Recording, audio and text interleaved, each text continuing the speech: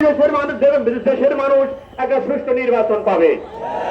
এখনো বাংলাদেশের বিভিন্ন জেলায় বিভিন্ন ডিস্ট্রিক্টে সুরাচারের দোষরা বসে আছে। আপনারা তাদেরকে চিহ্নিত করেন, আপনাদের আমাদের নেতৃবৃন্দকে তালিকা দিন, তাদের বিরুদ্ধে ব্যবস্থা নেওয়া হবে। আমরা চাই এই সৌরচার সরকারের মতো দ্বিতীয় কোন সৌর শাসক বাংলার জমিনে আর না আসুক। সবাইকে ধন্যবাদ জানাই, সবাই ভালো থাকবেন। আসসালামু আলাইকুম। আলহামদুলিল্লাহ রাব্বিল আলামিন, আসসালাতু ওয়াসসালামু আলা সাইয়্যিদিল মুরসালিন ওয়া আলা আলিহি ওয়া সাহবিহি আজমাইন। বাংলাদেশ জামাত ইসলামী লক্ষ্য সহযোগী আয়োজিত কেন্দ্রীয় নেতৃবৃন্দ সভার উপলক্ষে আজকের পথসভার সম্মানিত সভাপতি, সম্মানিত নেতৃবৃন্দ এবং আমার সামনে প্রাণপ্রিয় উপস্থিতি, প্রিয় ভাইরা, আজ জাতির কাছে একটা যে আনন্দের বন্যা বয়ে গেছে, আনন্দ বন্যা ছাত্র জনতার বিজয়। বিগত 15টি বছর অত্যাচার, নির্যাতন, গুম, খুন, লুটতরাজ, ব্যাংক লুট, রাস্তার টাকা লুট, সেতু লুট, এই লুটেরা বাহিনী এই দেশটাকে একেবারে ধ্বংসের দ্বার প্রান্তে নিয়ে গেছে। নিকৃষ্ট কীটদের ফাঁসি কার্যকর করতে হবে।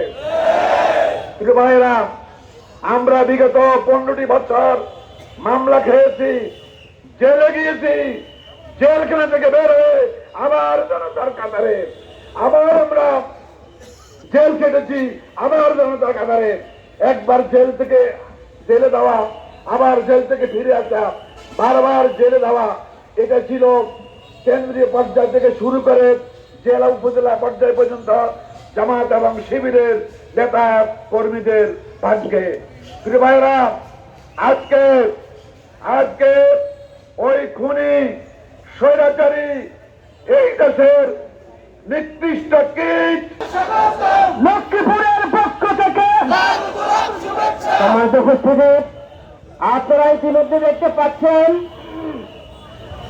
বাংলাদেশের প্রবীণ রাজনীতিবিদ, বীর মুক্তিযোদ্ধা, সাবেক এমপি, সাবেক মন্ত্রী,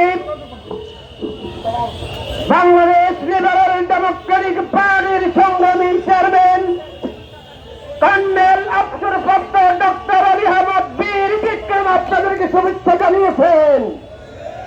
উপস্থিত হয়েছেন বাংলাদেশ জামাত ইসলামের কেন্দ্রীয় নির্বাহী পরিষদের অন্যতম সদস্য, ঢাকা মহানগরী জামাতের সংগ্রামী আমির জনাব মোহাম্মদ সালিমউদ্দিন।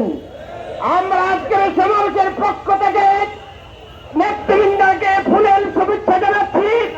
এই পর্যায়ে নেতৃবৃন্দকে ফুল দিয়ে বরণ করে নেবেন বাংলাদেশ জামাত ইসলামী লক্ষ্মীপুর জেলা আমির, বীর মুক্তিযোদ্ধা জনাব রুহুল আমিন ভূঁইয়া।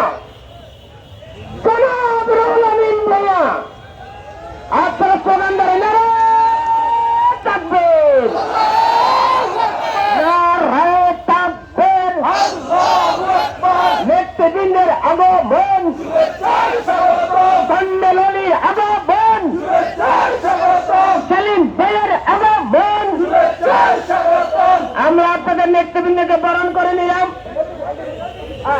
মানুষকে দেখার জন্য আজকের আমাদের সেই শ্রদ্ধেয় জাতীয় নেতা, বাংলাদেশ আমাদের এলডিপির সম্মানিত চেয়ারম্যান, বীর মুক্তিযোদ্ধা, বীর বিক্রম, স্বাধীনতার অন্যতম সংগঠক, শ্রদ্ধেয় জননেতা ডক্টর অবসরপ্রাপ্ত কর্নেল অলি আহমদ, উপস্থিত বাংলাদেশ জামাত ইসলামীর কেন্দ্রীয় নির্বাহী পরিষদের অন্যতম সদস্য, বাংলাদেশ ইসলামী ছাত্র শিবিরের সাবেক সংগ্রামী কেন্দ্রীয় সভাপতি, ঢাকা মহানগরীর সংগ্রামী আমির, নির্যাতিত চলবে না।